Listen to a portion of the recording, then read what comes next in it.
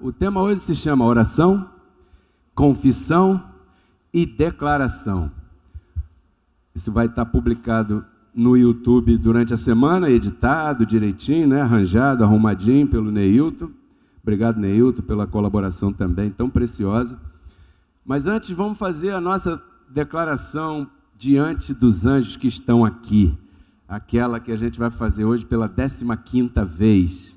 Diga comigo, abençoado, este ano, mas diga com firmeza, em alto e bom som. Diga de novo, este ano, cuidarei da minha mente, com muito mais excelência, para que as palavras que saírem da minha boca manifestem toda a prosperidade de Deus na minha vida e na vida da minha família. Lembrando que o poder da vida e da morte está na minha boca. Um aplauso ao nosso Deus que nos revela isso. Então, temos que ter cuidado com o que a gente fala, né, Wanda? Muito cuidado, porque quem sabe você esteja vivendo hoje o fruto daquilo que você vem falando por décadas e nem se dá conta. Então hoje eu gostaria de recordar esse assunto na vida de muitos de nós: oração, confissão e declaração. Nós temos aí um anúncio que é: se alguém deseja uma de nossas palestras, né, nos lugares onde está, faça contato conosco que nós podemos combinar com tranquilidade. Não é para cobrar, não, é de graça. A ideia é combinar horário, dia, essas coisas, né? Então, oração, confissão e declaração. Esse assunto, no novo pacto, depois da cruz, é um assunto de grande importância na nossa vida, porque nós vivemos por aquilo que nós falamos. Nós costumamos dizer que esse pacto da graça, que é aqui depois da cruz, né, aquilo que sai da nossa boca é altamente influenciável naquilo que está ao nosso redor. Ou seja, com a nossa boca, nós temos o poder de dar vida, dar existência às coisas que ainda não existem, como se elas já existissem, quando nós começamos a falar aquilo que sai pela nossa boca. Por outro lado, a Bíblia diz que a nossa boca fala daquilo que o coração, mente, está cheio. Então, para você conhecer como é a personalidade de uma pessoa, basta você conversar com ela 5 minutos, que você vai saber o que está naquela mente. Porque se a Bíblia é verdade, ela diz que aquilo que está na tua mente sai pela tua boca, e você fala com a tua boca. Então aquilo que você fala pela tua boca mostra quem você é por dentro. Veja que esse assunto é sempre na moda, né? É um pacto de boca. É um pacto em que nós estamos com um anjo do Senhor acampado ao nosso lado. Quantos creem nisso? Diga, eu tenho um anjo delegado pelo Senhor para cuidar de mim. Você tem um anjo, eu tenho um anjo, ele tem um anjo, ela tem um anjo, o outro tem um anjo. Aqui então, nós estamos com esse número visível dobrado, porque cada um de nós tem um anjo ao seu lado, assim, esperando a ordem que sai da tua boca para ele manifestar aquilo que você tem necessidade. Graças, Rosana. Então, por isso que nós dizemos que é um pacto de boca e cantamos: deves ter muito cuidado no momento de falar, tu vives pelo que fala, pelo que falas, deve ter muito cuidado, e assim por diante. Nós cantamos isso. Então você entende que toda expressão nossa é uma ordem para esse mundo que está aí nos rodeando. E há um ponto aqui que o Senhor nos aclarou e a gente queria compartilhar nesse momento com a igreja. Nós estamos em graça. Em graça, nós devemos orar ou não? Não, em graça não tem oração. Algumas pessoas dizem isso. Algumas pessoas, a Bíblia não, ok? E aqui nós estamos pelo que está escrito. Não estamos por opiniões almáticas e carnais de ninguém. Pode parecer, né, muito evidente, muito espiritual, alguém falar alguma coisa assim, talvez, não sei, mas não é bíblico. Então tem uma diferença que eu gostaria de colocar para os abençoados. Oração, o que é oração? Oração é uma conversa com o nosso Pai, uma conversa com o nosso Criador. O meu pai, o velho Pedro, eu conversava com ele assim, a gente saía, a gente compartilhava junto, a gente ia para determinados lugares junto, a gente bebia determinada bebida, compartilhava.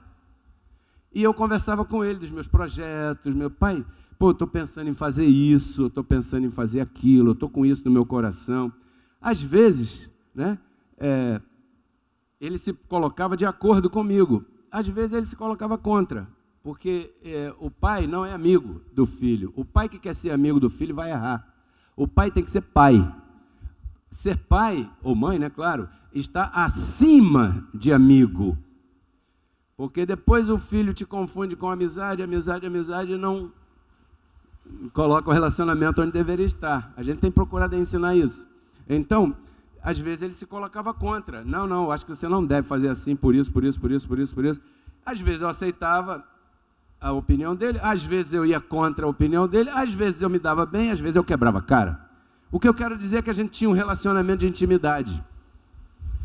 Pois bem, esse mesmo relacionamento de intimidade entre um pai e um filho é o que você, Sandra, tem que ter com o teu Criador.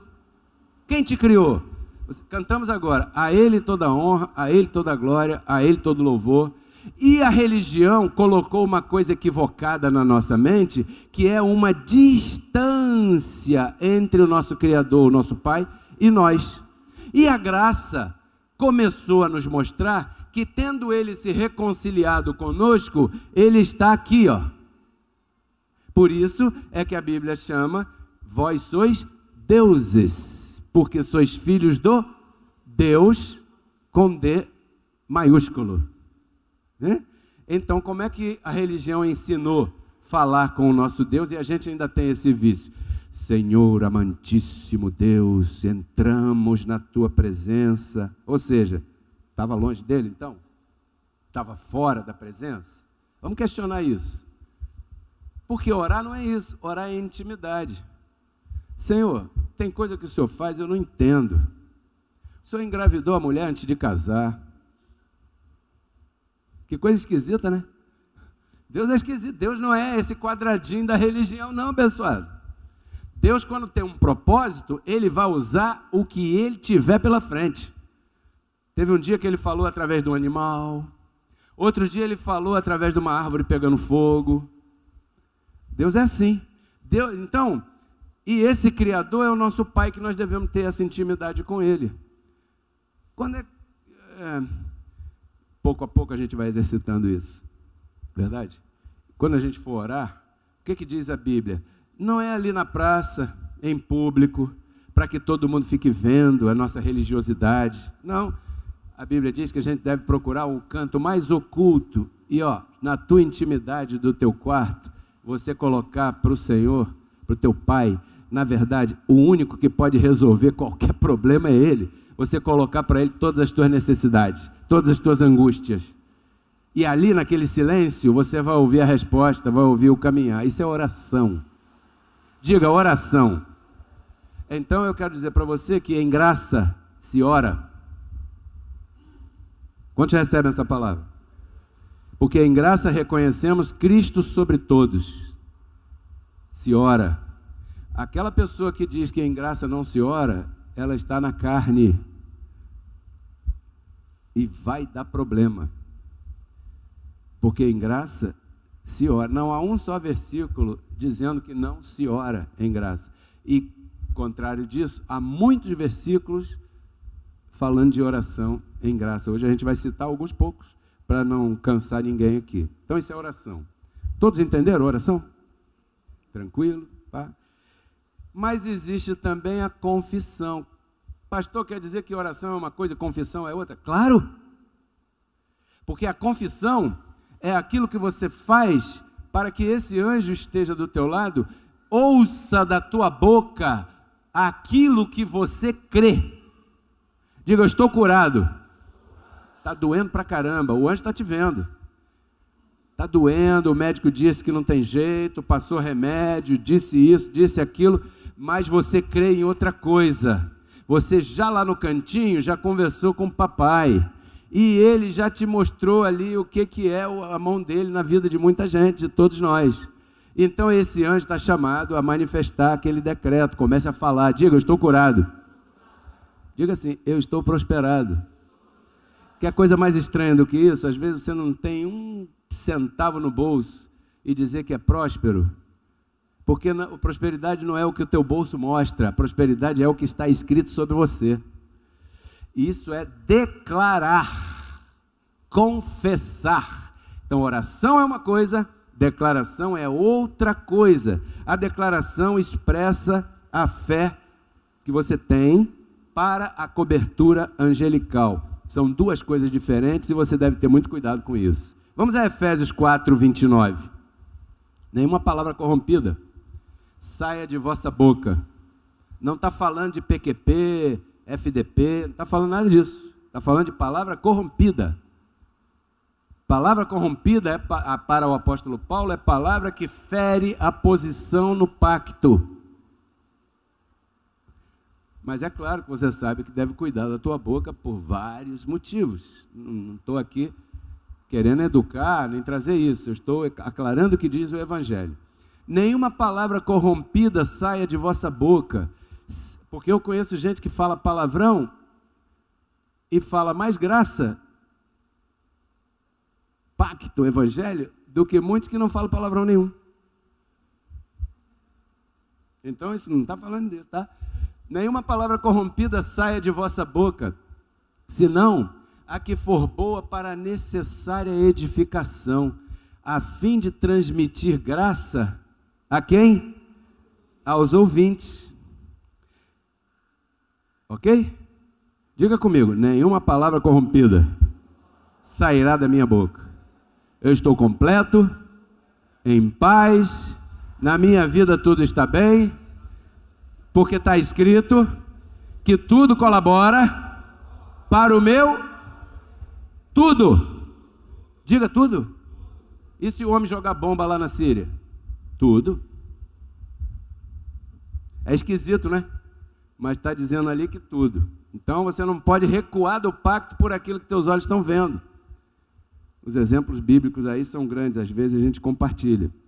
Então o apóstolo da graça, o apóstolo Paulo, orava. E tem mais, ele pedia. Colossenses 1,9, esse é um ponto delicado que nós temos que corrigir. Não cessamos de orar por vós, quer dizer que Paulo orava pelos outros. Caramba, eu nunca tinha visto que na graça se orava por ninguém. Não cessamos de orar por vós. Ou seja, existe algo bem bonito na graça, que é quando você pega a fé que você tem, junta com essa fé que eu tenho, que é a mesma, e colocamos essa mesma fé a favor de alguém que ainda não tem a capacidade de orar como convém, ou de declarar como convém, e você vai aí educando, e Deus age aí. Tem uma passagem que diz que Jesus tinha uns caras que gostavam muito de um amigo, e esse amigo acho que era paralítico, algo assim. E esses amigos sabiam que se Jesus orasse por aquele paralítico, ele ficaria bom. Aí a Bíblia fala assim, vendo Jesus a fé daqueles que o carregavam, enviou sua palavra e ele foi curado. Então tudo é pela boca. Não cessamos de orar por vós e de pedir. Paulo pedia. Pedir a quem? Ao dono. Quem é o dono? Deus. Quando você entende que você precisa pedir, você está reconhecendo que tem alguém mais poderoso que você. Quando você pensa, não, em graça não tem que pedir. Primeiro, você está ferindo uma orientação em graça, né? Segundo, você está dizendo que você é todo-poderoso, já tem tudo e não precisa pedir nada a Deus. Se o Senhor diz, através de sua palavra, que é necessário que a gente expresse as nossas necessidades através da nossa boca, e alguém diz que isso não deve ser feito porque não temos que ficar pedindo nada a Deus, como é que você acha que Deus se sentiria? Estamos entendendo? Pedir que sejais cheios do conhecimento de sua vontade, em toda sabedoria e inteligência espiritual. Efésios 3:20. Pedir. Paulo ensina pedir. Deus é poderoso para fazer quantas coisas? Todas. Muito mais abundantemente do que pedimos. Eu estou pedindo ao Senhor um horário na rádio dele. Mas ali está dizendo que Deus é poderoso para fazer as coisas além disso. Eu creio. Quantos recebem isso? Mais abundantemente do que pedimos. Talvez você esteja pedindo um emprego para ganhar 5 salários mínimos. Mas essa palavra ali está dizendo que Deus é poderoso para te dar algo além do que aquilo que você está pedindo ou pensando. Segundo o tema da semana passada, que é o poder que atua em nós. Quantos estavam aqui semana passada? Esse poder atua na gente, que é a fé, né? Então, Paulo diz, olha, se Deus é poderoso para fazer abundantemente mais daquilo que nós pedimos, então o ponto de partida para que Ele possa fazer abundantemente mais é o pedido. Diga comigo, pedir, falar, dizer, expressar. Põe para fora. O que você quer? Fale, diga, não duvide, não duvide. Filipenses 4:6. Olha o que diz: por nada estejais afanados. Essa semana só deu para a gente colocar a haste do projetor, mas pagamos o aluguel, pagamos a primeira parcela, e eu gostaria de ter feito mais. Mas a palavra fala para mim o quê? Calma, você não aguentaria essa velocidade. Teu corpo está preparado para viver um dia de cada vez. As pessoas têm estresse, têm essas coisas malucas aí, porque elas querem acumular o problema de amanhã, de depois de amanhã e de depois de amanhã, agora. E o nosso corpo, a nossa vida não está preparado para isso, está preparado para viver um dia de cada vez. Basta cada dia o seu afã. Nada estejais afanados, senão o apóstolo da graça, que colocou o fundamento, senão vossas orações, quantos aqui oram? Sejam conhecidas diante de quem? De Deus, em toda oração e... O que é súplica? Pedido. O apóstolo Paulo. Então tem vários versos ensinando, incitando, instando a orar, mas não tem nenhum que diga que você não tem que orar em graça, porque já está completo em Cristo Jesus. Ok. Então, há aqueles que se presumem mais espirituais do que outros e dizem que não tem que pedir nada a Deus. E isso pode parecer muito espiritual, né? Porém, não tem nenhum verso bíblico de apoio. Agora, para orar tem. Jesus ensinava como declarar, já não é orar. Jesus declarava, ensinava. Marcos 11, verso 23. De certo vos digo que qualquer um que disser a este monte, ele não está falando de um morro não, tá, abençoado? Ele está falando de um problema, de uma enfermidade, de uma escassez, de uma situação difícil, de um desemprego, de um problema na família, ok? Esse monte aí, você aí risca e põe o nome do Golias da tua vida. De certo vos digo que qualquer um que disser a este monte, saia daí e lança-te no mar, grifado ali, ó, e não duvidar em seu coração, se não crer que será feito aquilo que está dizendo, o que disser lhe será feito. Por que às vezes a gente fala e não rola? Porque há dúvida no coração. Por que há dúvida no coração? Porque a nossa vida humana, almática, foi educada só com problema. Por exemplo, falei aqui semana passada, se você vai ao médico, o médico te dá um laudo e diz assim, olha, se eu fosse você, eu ia fazer um exame em tal lugar, porque o que eu estou vendo aqui é que você está propenso a ter esse tipo de enfermidade. Qual? Esse aí, ó. Por quê? Porque a tua mãe teve, teu pai teve, teu avô teve, tua avó teve, não sei quem teve, outro teve, o outro teve. Mas eu tenho? Não, você ainda não tem nada. Mas o que a gente pensa de cara? Aí eu vou lá e vou cortar meus seios.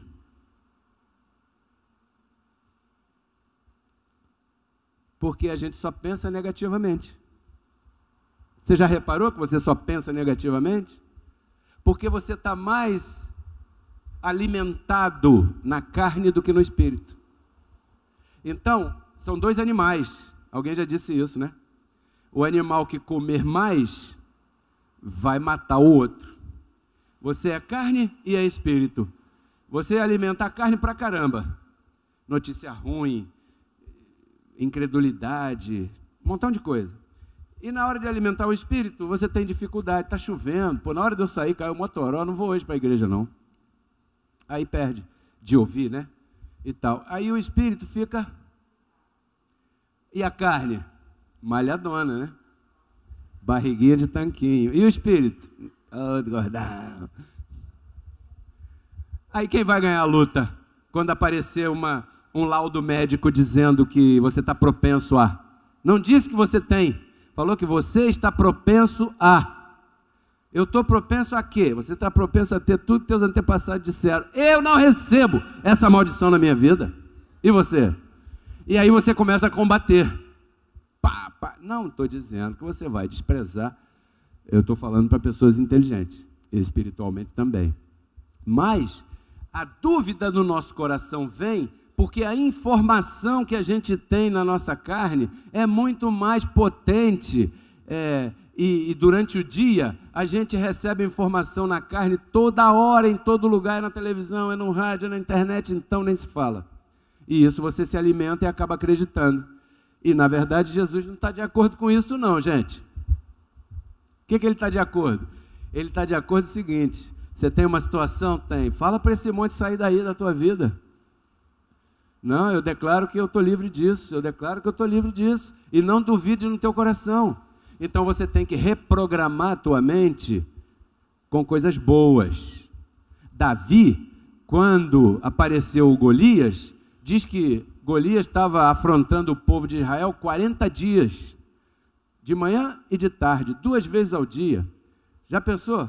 O cara fortão, 3 metros de altura, tem homem aí nesse negócio? Vem aqui me encarar de manhã. E o pessoal de Israel lá escondido, não tinha nenhum valente. E de tarde apareceu o Golias. Quem é valente aí? Vem me encarar. Quem ganhar a luta, ganhou sobre o outro povo e tal. E todo mundo escondido.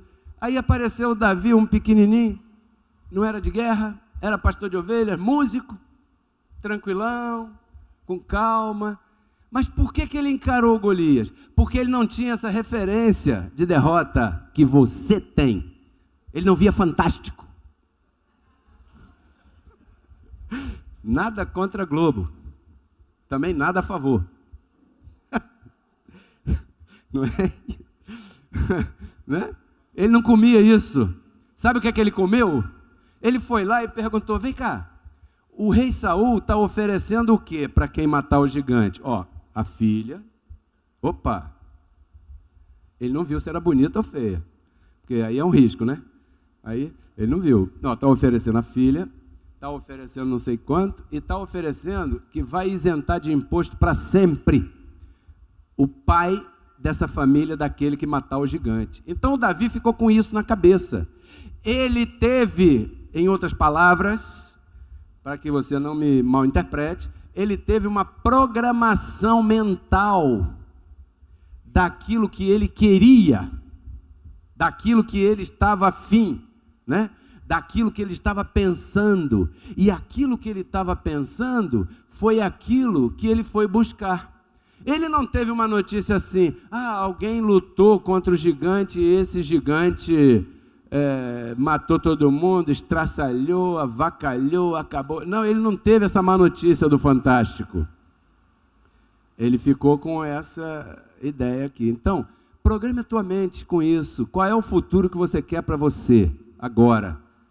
Qual é o futuro que você quer viver? Comece a pensar nele, comece a imaginar nele, comece a ver as cores dele, comece a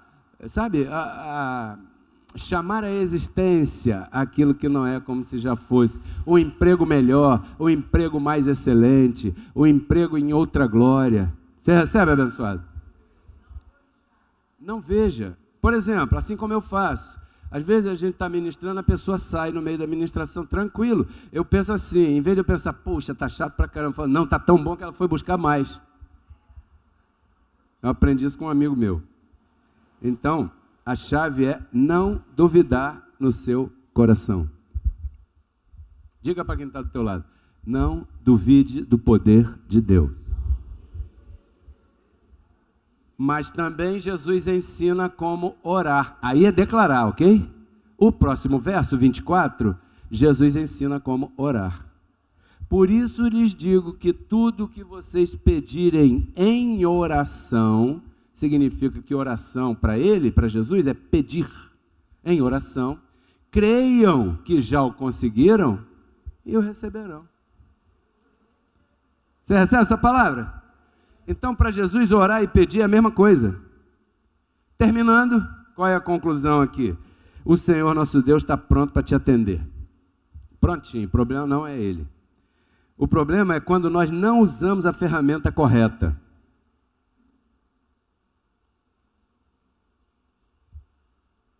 Por exemplo, quantos aqui creem em Deus? Levante sua mão. Diga comigo, eu creio em Deus. Crer em Deus não é só crer naquilo que Deus é capaz de fazer pela gente. Aliás, isso aí é até desnecessário, às vezes, muitas vezes. Crer em Deus é crer que aquela orientação que Ele está dando é capaz de funcionar de acordo como Ele diz que funciona. Vamos trocar isso aqui em outro exemplo. Eu não sei se você joga um esporte. Tênis tem uma posição certa. Eu não jogo tênis, mas eu já vi um instrutor falando. Tem uma posição certa. Qualquer um sabe pegar a raquete e dar uma porrada na bola. Sabe ou não sabe? Sim ou não? Qualquer um. Então você, poxa, tem essa saúde perfeita. Aí você pega aquela bola lá e pô! E joga. Bate lá. Ah, legal, tá. Aí você está jogando.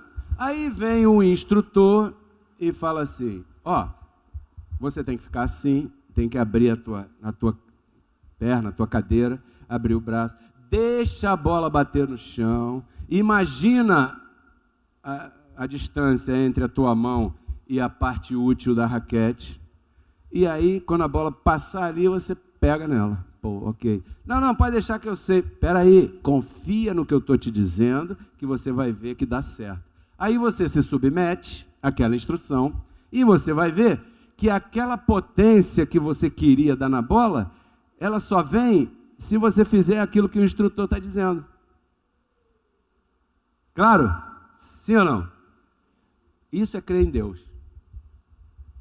Como? Deus falou assim, faça desta maneira que você colherá.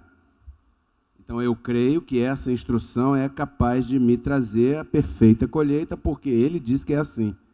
Mas nós temos a mania de pegar um atalho. Não, Deus está falando outra coisa no meu coração. Não, mas aí não tem nada a ver falar no teu coração ou no meu. Ele falou aqui, está escrito isso. Tudo que você pedir em oração, crê que já conseguiu e você vai receber. Simples assim. Talvez por ser simples, é que muita gente tem dificuldade. É muito simples. Não tem que espetacularizar nada, se não crer nas instruções que Ele nos dá, através dessa palavra. Você recebe? Eu gostaria que você se alimentasse essa semana com essa palavra e com essa instrução, experimentasse viver dessa maneira e domingo que vem você me contasse o resultado. Quantos estão de acordo? Porque Cristo na cruz não transformou a nossa carne, né? Ele resgatou o nosso espírito. A Bíblia diz que Deus estava em Cristo reconciliando consigo os seus filhos, né? E nos entregou a palavra da reconciliação. E a palavra da reconciliação é essa que nós pregamos, abençoado.